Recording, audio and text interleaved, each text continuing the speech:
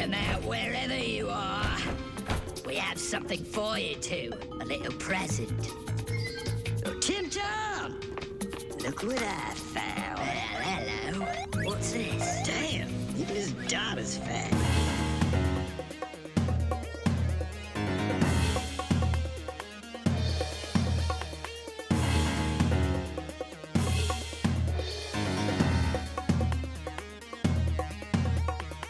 So, hi! Welcome to Venture Bros, Venture Brothers Podcast. Wow. Let's try that again, shall we? Oh, boy. Nah, I think that's a keeper. I think that's the keeper right there. Yeah, I kind of agree. One of these days, I will turn off my phone before we get started. I don't think you will. I don't think I will either. You know, it's funny. This never happens on After the Hype. It's just Venture Bros. Obvious which one you care for the most. Yeah, it is, isn't it? I'm kidding. This is my favorite show. Yes. I'm only kind of now half kidding because this is my favorite show. Or at least it's about my favorite show. I have no favorites when it comes to my shows. The cheesy smile plays really well on a podcast, doesn't it? No. This is all good stuff. I'm your host, as always, Bryan Dressel. With me, as always, is Graham Mason. Hello. I was waiting for a fruit. Oh, shit, you're right. Let's I am start on over. fire today. You're right. I'm just going to start over. I have Graham Mason. I don't know how much of this I'm going to leave in or not. It's a great question. It is. Yeah, it is a good question. All right, so here we go. We have Graham Pineapple Mason. Hello. I'm here. There we go. Thanks for picking my least favorite fruit. I didn't know there was a least favorite fruit. I would have picked it sooner. That was fine. That was good as time as any. Okay, good. And then we have Nick Raspberry Friedemann. That's what I was hoping was going to happen. Yes, I nailed it. Oh, boy. Yeah, I'm pretty sure I deleted most of what happened before this, because that actually turned out pretty well. And I'm going to leave that in to just, make no sense whatsoever, because that's the magic of podcast editing. Yeah, let's confuse everyone, please. Yeah, absolutely. So this week, we are talking about Home is Where the Hate Is. Some would have said we should have talked about it last week, but, we didn't, because we followed the air date, which I'm still a little annoyed by. Not with us for doing it, annoyed with them for doing it. Does that make sense? I have to say, yes. I felt pretty adamant about my opinion last week, and I have done a complete 180. I think this really should have been before the other episode, because it sets up a lot more just as far as theme and everything else goes. Yeah, I feel so validated after watching it today. Like, nope, I was right. Yep. They were wrong. The air date was wrong. They made the wrong choice. Surprise. Yeah. Yeah. Really. Surprised the network made that decision. Yeah. Yeah, man. It's like they just know what's best. Oftentimes. Yeah, say that about Fox. In regards to Simpsons. Firefly? This show is garbage. Get rid of it. No one will watch this. Simpsons? No one's going to watch that for 30 years. Oh, my God. Cancel. Okay, so Home is Where the Hate Is. I could do a very quick summary, a.k.a. read Brock's notes. Brok did a very good job this week. All 3 episodes that we're recording today. So thanks again to Brok. The Monarch and Dr. Girlfriend have moved into Phantom Lim's former home in Malice, which is far and away my favorite joke of the entire episode. A gated community for supervillains. Sergeant Hatred has been assigned to Dr. Venture, but he is really going to arch Dr. Venture just to annoy the fuck out of the Monarch, which is just wonderful. To do all of this, he throws a welcome party to welcome Dr. Venture and show him a really good time, just to annoy the Monarch a little bit more. Meanwhile, the boys are not allowed inside Sergeant Hatred's home because he is a convicted pedophile. He's got a court order, so they have to stay outside in the cocoon where they meet the murderous Moppets for the first time, and they hang out with 21 and 24, or more so, Hank hangs out with 21 and Dean gets pawned off on 24 and poor 24. I hate you. This place is contagious. Because smiles are contagious. So good. Amazing. Thanks, Hank. So the end of the episode, though, is really... That's kind of it, isn't it? Yeah, pretty... Well, yeah. The Monarch yeah. swears revenge, but, you know, Monarch always swears revenge. Yeah. He tried to kill Dr. Venture, but the bomb didn't work. And the boys ran away from the Moppets. That's about it. Yep. Yeah. Well, I guess the Moppets do... They are the one sticking point is that the henchmen are not allowed to stay in the house with the Monarch and Dr. Girlfriend. Or Dr. and Mrs. the Monarch at this point. But the Moppets are. Yes. Yeah. And that's really... That's it, right? Yes. Yeah. And they sleep at the foot of their bed like kittens. Well, they're not allowed to, but that's where they would like to sleep. There are 20 rooms in this house. Choose one. Oh, the Moppets are so creepy. Yep. I kind of feel the same with the Moppets that I do Pete White. It's like, holy crap, I hate them, but I love them so much. Yeah, you couldn't have the show without them. Yeah, and I kind of... It's funny, I feel sort of the same way with the beginning Sergeant Hatred. Yeah. Like, Yeah. they make him really kind of lovable and unlikable at the same time. Yes. And I But think he grows a lot better than any of the two other ones. Well, I don't know. Pete White gets really interesting. But I mean, Hatred Sergeant obviously Hatred. becomes way more a part of the show than Yeah, any but of the other ones. you're watching his life fall apart over the course of like the next few seasons. Like I wouldn't say that his life gets better from this point No. on. Oh my His God, life no. doesn't get better. No, Yeah. this is the beginning of the end, Yes. which lasts many seasons. Yes. Dr. Dr. Venture's a virus for sure. Oh my... Him getting entwined in Dr. Venture's life is far and away the worst thing that ever happens to him. Yes. And it He all gets- starts here. Yes, Yep. exactly. And he does treat Dr. Venture like God.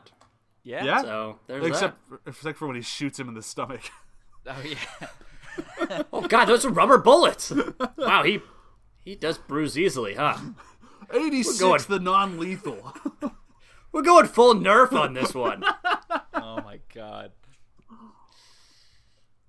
There's something about, like, when Public and Hammer do the voice of Sergeant Hatred, I don't think you can hear them enjoying their jobs more than when they voice that guy. For sure.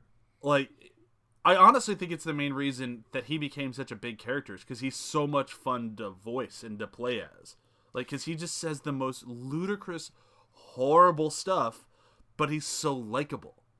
Yeah, he's such a sweet man. Yeah, but Sweet, you can't have the terrible, kids in here terrible because man. I got a court order. Yeah. Well, I mean, I think that like his heart's in the right place, and you eventually find out what happened to him to give him Yes. that condition. But like, he does have his heart in the right place. Like he is Yeah. like a protagonist heart in an antagonist body. Yep. And I Yeah. am I wrong? Is he the first one who fully uses that nomenclature of antagonist and protagonist? I think so, because we've talked about it, and it does perpetuate later, but I think this is the first time I remember hearing it, especially now that we've been saying it on the podcast. Yeah, because Yeah. I know he's like, you put the pro, or your dad put the pro in protagonist. Yeah. Like, that was Yeah. his line. So I think that might be the first time they bring up that whole protagonist-antagonist thing, which becomes way bigger throughout the show. Yes. Well, and even right before Dr. Venture gets in the hot tub, he's like, Brok, my man, he's referring to Brok, says that I should get to know my antagonists. Oh, yeah. Very true. So I think that it is brought up here as like a thing. Yeah, I wasn't really looking for it before this episode, so it might have happened before this, but I don't think so. No, I don't. Yeah, I don't think so. Not 'cause, this, like, not this blatantly. No. yeah, exactly.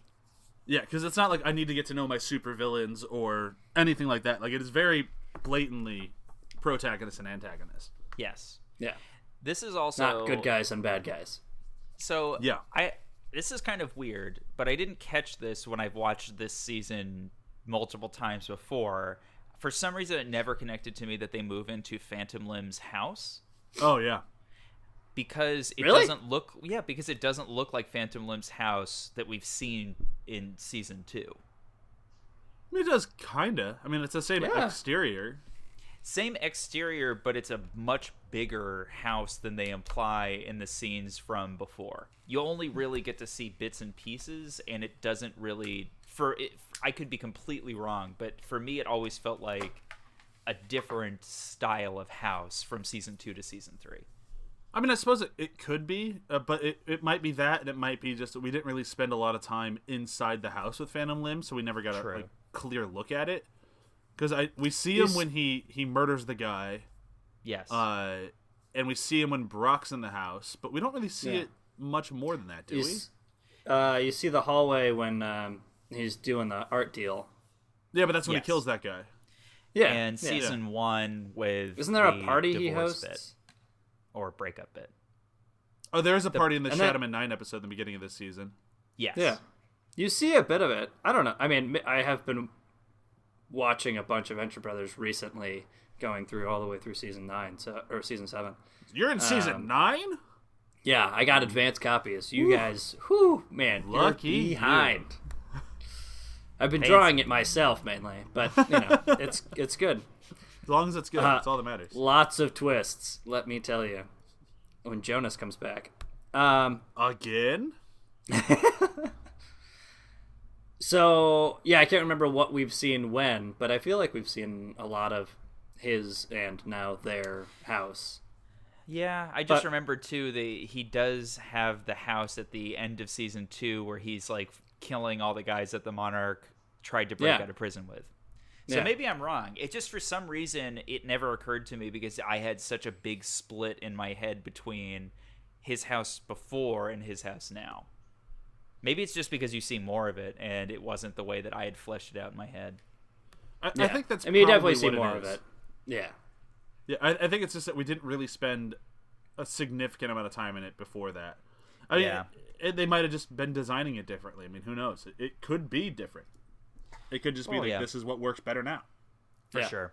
The Monarch is love changing things. He's definitely burning the mattress. Yeah, I love that that's his first thing. Just burn the mattress. Of course. I'm not sleeping in the same bed that you pleasured Phantom Limb in. Oh my god. I mean, he is like, it's weird because now that we're watching it kind of like go through it with a more critical eye, his character goes from like being like pretty okay with a lot of stuff to all of a sudden being like really resentful and spiteful to then going back down to being pretty okay with some stuff. And they do a good job of kind of having him crest because that's kind of his whole character, is taking things from about 0 to 100 within like a record time.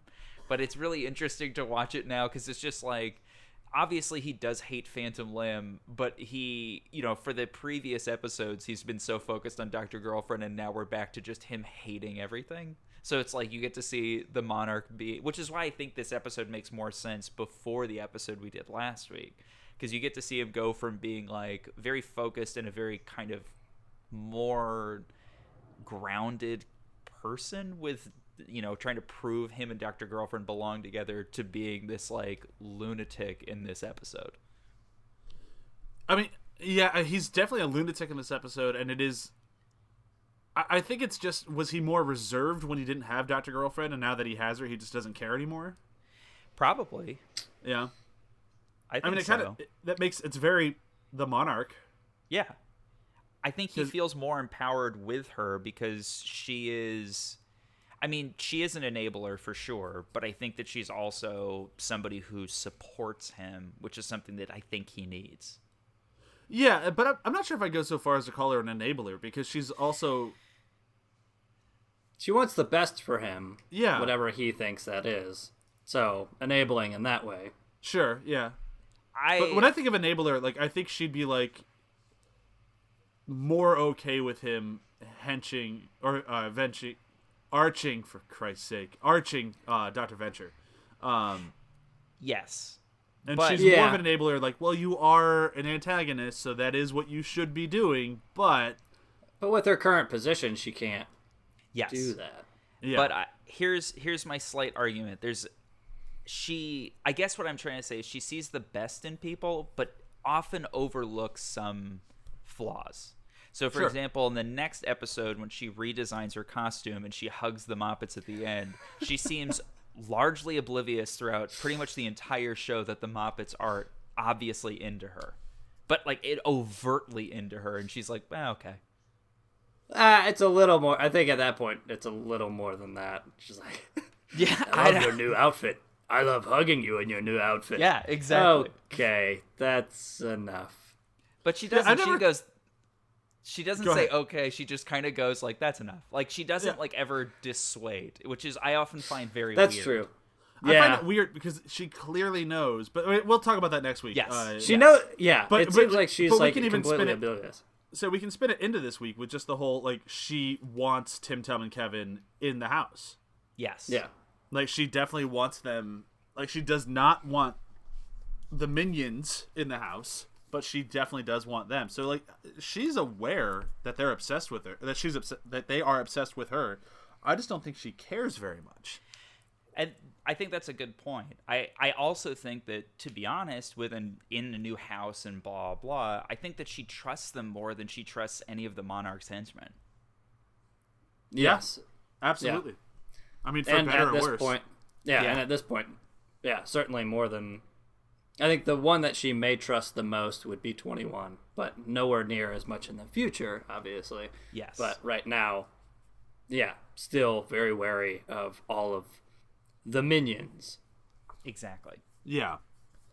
I was just kind of looking through the book just to kind of see other things that we've missed.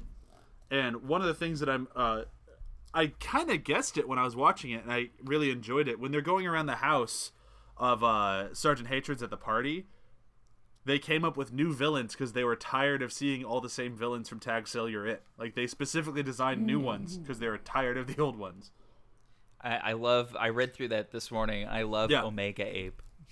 Oh my god, Omega Ape.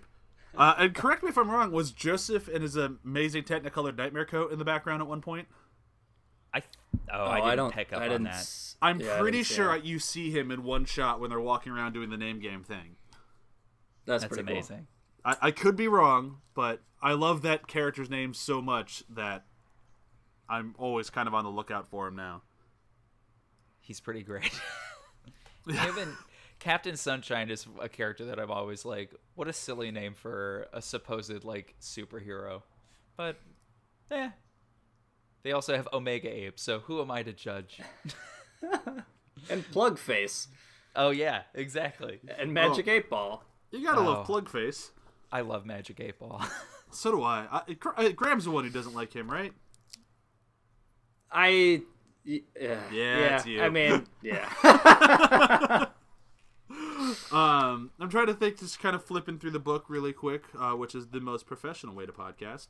Was there anything else that we really missed in this episode? Because there's a lot here, but there's also, because Nick was right. He said at the beginning, they set up a ton in this thing, but it also kind of just, it feels like they set it up and then they just kind of enjoy hanging out in the episode. Yeah, which I feel like is kind of how it's supposed to be. It's a party, right? So I think this episode feels kind of like a little bit of an awkward dinner party. Not like super awkward, but like you're getting to know new people. You're really, for the first time, getting to know Sergeant Hatred of his modern version. Not who he was in the past, which is obsessed with Princess Tiny Feet's tiny feet. So, and he never is not obsessed with Princess Tiny Feet. That is true. Yeah. But I think that, you actually get to see more of who he is as a character, which is that he's a big softy, but he also has a job to do. But he's also way more self-aware than they ever have alluded to before. He has been the running joke for a lot of stuff. They talk about in previous episodes stealing from Sergeant Hatred. They bring it up again at the beginning of this episode to obviously set up the end. But there's tons and tons of stuff that they allude to that they finally pay off with, where he's like, I know who I am. And the kind of grudge against the Monarch. Right. And how he knows how best to best the Monarch. Like, oh, wait, how can I do that? Oh, I can arch Dr. Venture in the most positive, easygoing, lighthearted, nerf way. and that'll really grind the Monarch's gears, and that's the best way to get after him. Now, here's my complaint, though, with this episode, and why, like, when I was flipping through the book, I saw that Public and Hammer are always kind of confused that this one never went over very well. Like, it was nobody's favorite episode. It's not a bad episode. Most people seem to enjoy it, but nobody loved it, and they didn't understand why. And I think I figured out why, and you guys can tell me if I'm wrong or if you disagree with me. I think they did such a good job in this episode setting up a very smart, competent Sergeant Hatred who is aware of what people think of him, doesn't care, and uses it to his advantage to finally pull one over on him, and he's patient enough to pull off these master plans. And we never see that version of him again. Yes and no. Okay, so I will slightly disagree. I think that you are right that he does come up with this plan. I kind of think this is his swan song. That could be. I don't see him as being much sharper than this. I think he's self-aware, but I think that he stumbled into something that he was like, oh, this would actually really kill the Monarch. Like, this might just, like, ruin him. And I think he stumbled onto that, and that's about all he's got. I guess. I don't know. Like, this his whole speech in the hot tub. Like, I know you've been ripping me off. I know this. I know that. And I'm going to do this. And I'm going to show him the greatest time of his life. Like, it's such a well-constructed plan. And even if he did just kind of happen into it, the way he's kind of a buffoon throughout the rest of the series. Now, granted, his life does go to shit. So it does kind of beat the hell out of him. So I can excuse it a little bit. But there was something engagingly intelligent about him that really disappears after this. Yeah. Like, he's not an idiot by any means. Like, he's good at what he does, but this level of intelligence is gone. Yeah. He's definitely a military general, right? Mm-hmm. Like, you can see that. Like, oh, Sergeant Hatred, got it. This is what his name is for. And then, no, you're totally right. After this, it's like, yeah, where did that intelligence, where did that plotting and everything go? Now he's just kind of not lumbering, but he kind of just bashes into stuff and knocks things over, and he kind of becomes a wrecking ball, which again is fine, and he's great at it. Yeah, and it's awesome. It's wonderful. Character. And I love Sergeant entertaining. But I think that's why I could be wrong, but I think that's why people don't love it as much, because it doesn't feel fully like Sergeant Hatred, because it feels like a slightly like if Sergeant Hatred was at his best.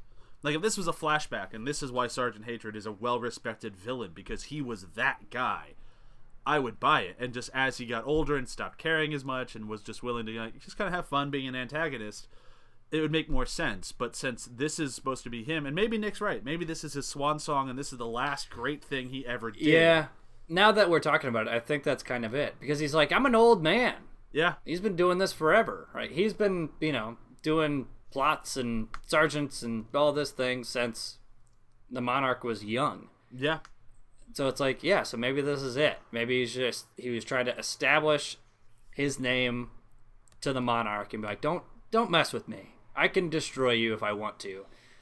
But you're kind of a gnat right now, and I'm just kind of swatting you away, and just so that you know your place. Yeah. And now I want to relax. And I just want to treat Dr. Venture as kindly as possible and have just a sweet, soft job and carry that out from here.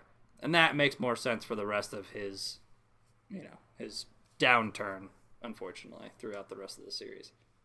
Yeah. Yeah. I think Brian's right. Like, I do think that is what resonates in a wrong way. I think that in a weird sort of way both of us are right, like, because you're right, like, it doesn't really, I'm trying to think of if there's anything else. Like, he still remains like a caring teddy bear sort of character that's just like has a lot of flaws, but you're right, by he season never 4 his life is season 4 with the family, he's a loving guy, he loves the boys, exactly, but he is not, he doesn't share the same self-awareness or sharpness that he does in the jacuzzi. So it's kind of like this weird, you're right, it is this weird moment. I'm willing to overlook it because love the character. I'm also a huge sucker for well done sort of like character development afterwards, a la Flanders, when you find out why he becomes who he is. Yeah. Like, that's, I think, one of the best Simpsons episodes, but I'm just a sucker for that kind of stuff. But I think you're 100% right. I do think that is the flaw of this episode, is that Sergeant Hatred never comes back. Ever. Yeah, and the thing is, I'm right there with you. I'm totally willing to forgive it because I think, A, it's a good episode, and B, I love everything that comes after it. I was just trying to figure out when Public and Hammer are trying to figure out why don't people love this episode. That's my best guess. Yeah, 100%. Because I wanted to disagree with you, but I'm going through every single kind of like major story bit, and it's just like he's just not. He's kind of a dullard after this, which is okay, but yeah, and not even like a full blown dullard. He's just not this level of super intelligent. Right. He's not this conniving, biding his time guy anymore. Like, especially by like season 7, when he's upset that he has to like redo a tour of the building. God, no. Like it's just like, that's just not the same guy. No, not at all. Is there anything else that we've missed in this episode? We didn't really talk about the boys and 21 and 24, which I feel like we probably should spend at least a minute or two on. Yeah, this has some of my favorite bits in it, just like little moments and quotes and stuff. But I think throughout as like the rest of this episode, there's really not too much to it. It's like these things happen and it's like, oh, okay. But it does establish much more for the rest of the show. And it definitely establishes 21, 24 and the boys' relationships, how they kind of grow together. And now, how like Hank and Gary hang out from time to time and all of this stuff. So I think this is kind of how that gets more fleshed out, and I think it's wonderful. Yeah, I would say this would be the episode where you could say they've at least Hank and 21 or Gary solidify their friendship. Like, they are definitely friends after this episode.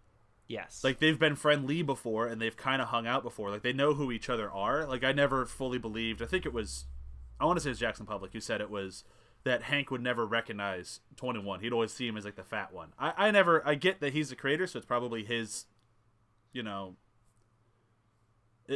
He's probably right as far as what he wants, but from where I interpreted it, I never saw it that way. I always saw it like, especially by this episode, no, they're pals. He wouldn't even know his name. It's Gary.